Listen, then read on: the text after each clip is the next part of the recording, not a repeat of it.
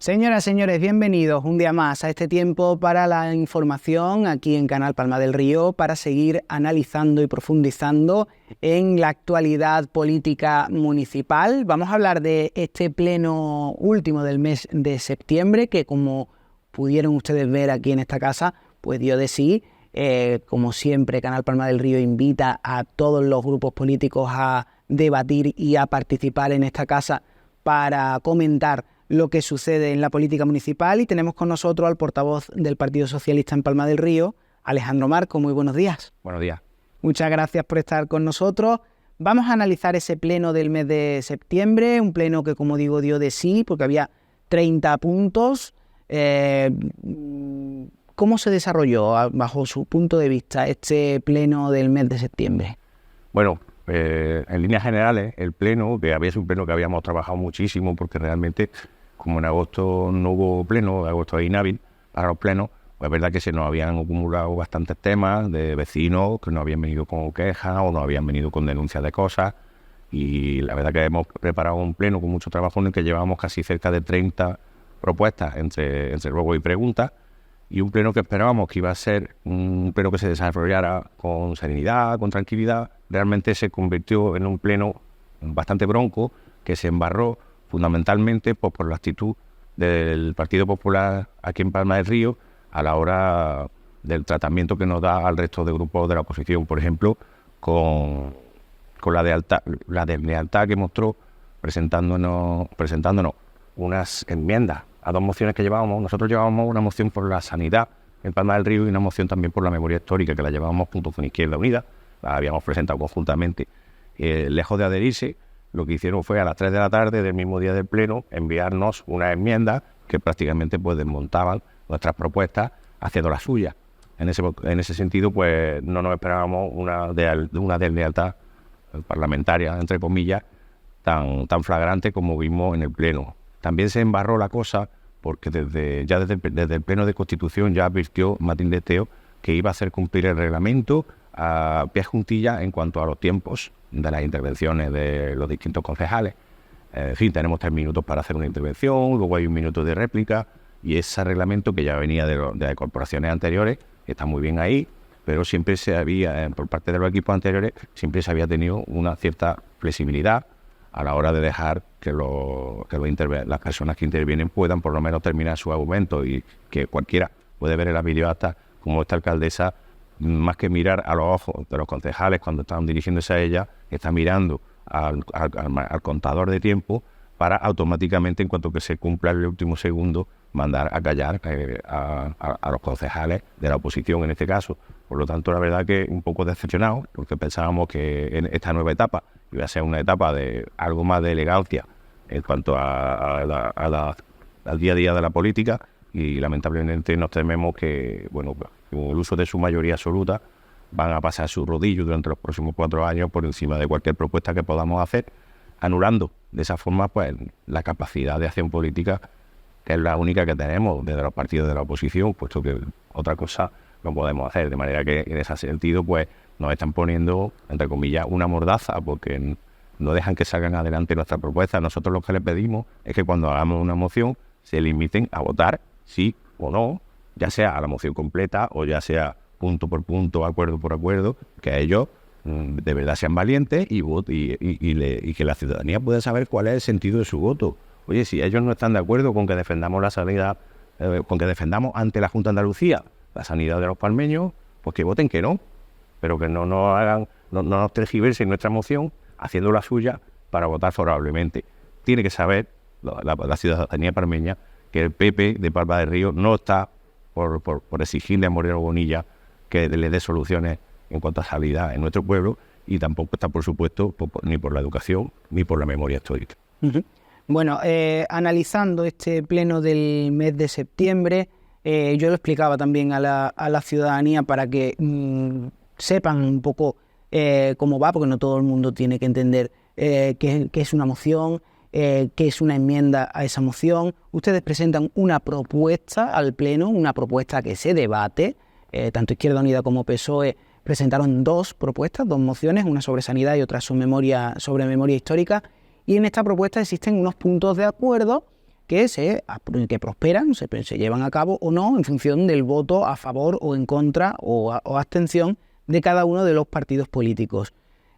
Ustedes hacen esta propuesta conjuntamente con Izquierda Unida y sin embargo el gobierno municipal de Matilde Esteo lo que hace es presentar una enmienda, es decir, corrige esa propuesta, añade o elimina elementos en esos puntos de acuerdo y finalmente aprueba esta moción, aprueban esta propuesta, pero ya corregida por esa primera modificación que en el Pleno vimos cómo se presentaba en ese momento, se daba a conocer a los grupos y se aprobaba porque tienen mayoría en el Pleno. Esto es lo que critican desde la oposición, ¿verdad? Puesto, y además queremos también destacar cuáles son los puntos concretos en los que ellos no hicieron la enmienda en cuanto... Vamos a ver la moción de sanidad. Presentaban una moción por la sanidad pública. Creen que tenían que instar a distintos organismos a que se pusiera en marcha esa sanidad pública de calidad porque se temen que se esté privatizando, ¿no es así? Exactamente.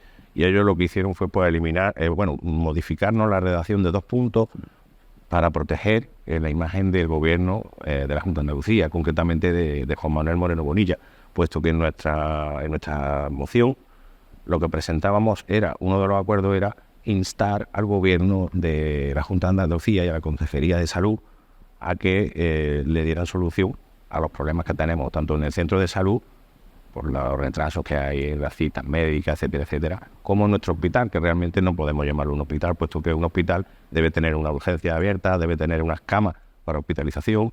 Yo no he visto nunca un hospital que no tenga quirófano tampoco, y además le faltan bastantes especialidades, de manera que ellos cambiaron la redacción, corrigiendo lo que nosotros pedíamos, para que en lugar de instar a la Junta de Andalucía, que es la que tiene las competencias sobre sanidad, porque todos sabemos que en España las competencias sobre sanidad no las tiene el gobierno central, las tienen las comunidades autónomas y en este caso la nuestra, bueno, pues lo redactaron para que ese exhorto se eligiera al gobierno central.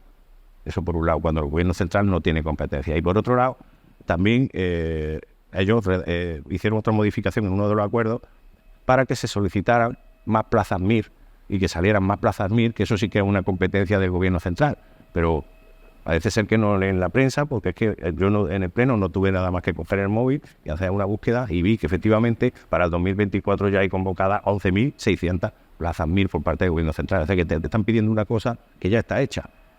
Y lo único que quieren con esto es pues proteger al gobierno de Juan Manuel Moreno Bonilla de cualquier crítica ante su nefasta gestión.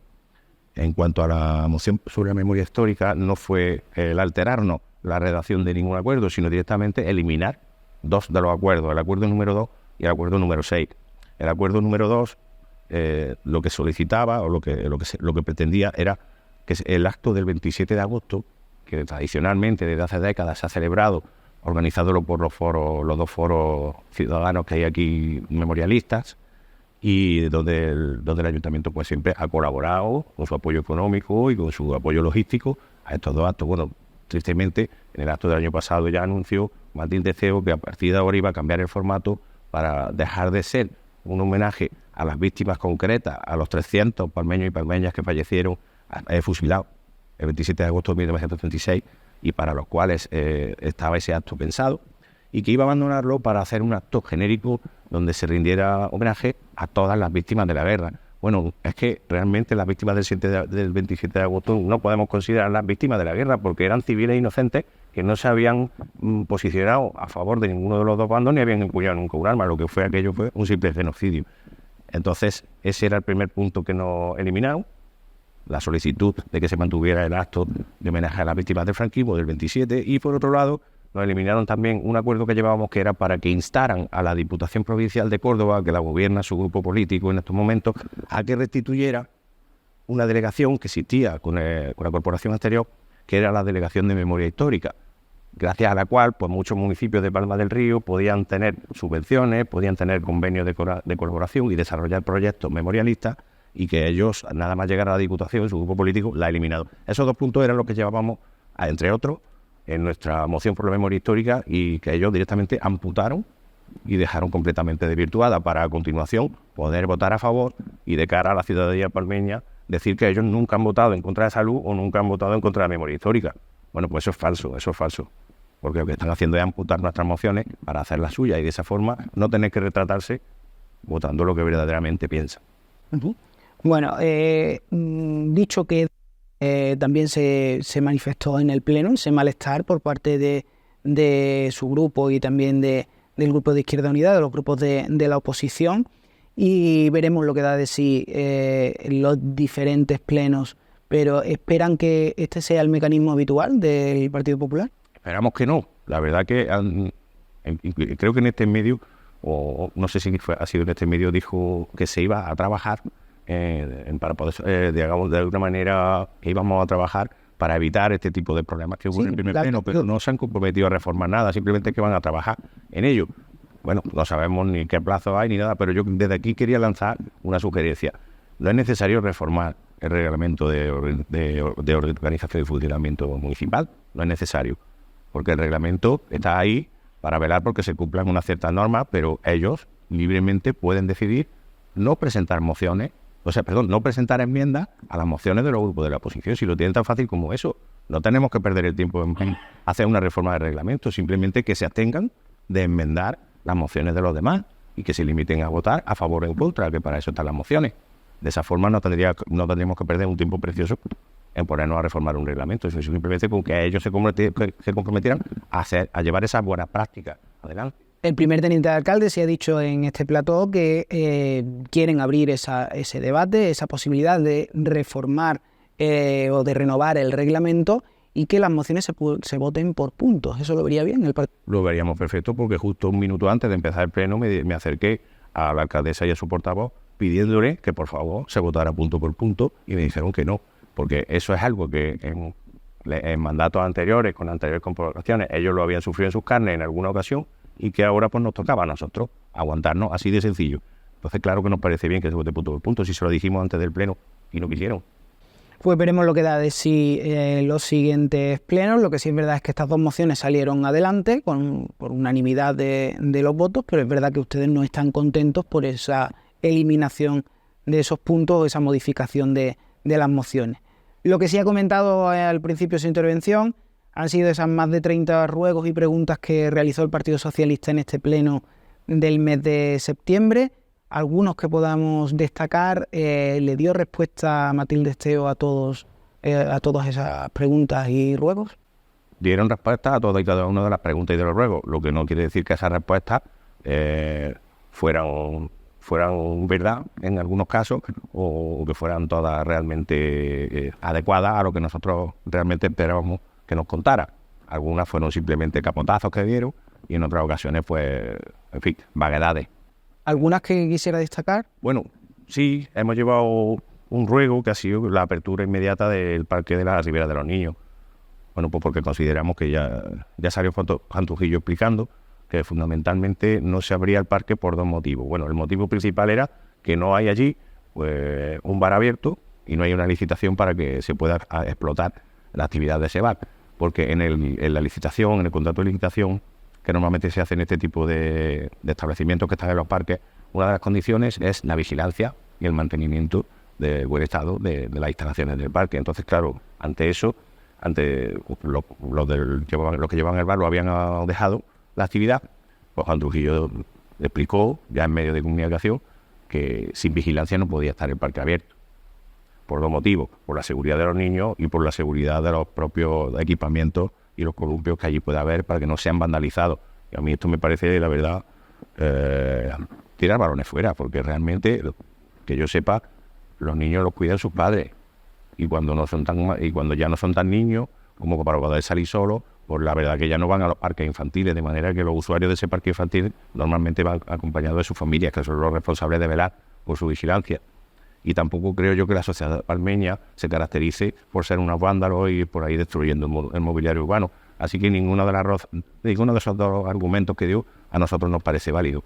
Y por supuesto que rogamos que se abra lo antes posible, porque no es necesario que los parques estén vigilados para que puedan ser utilizados por los usuarios.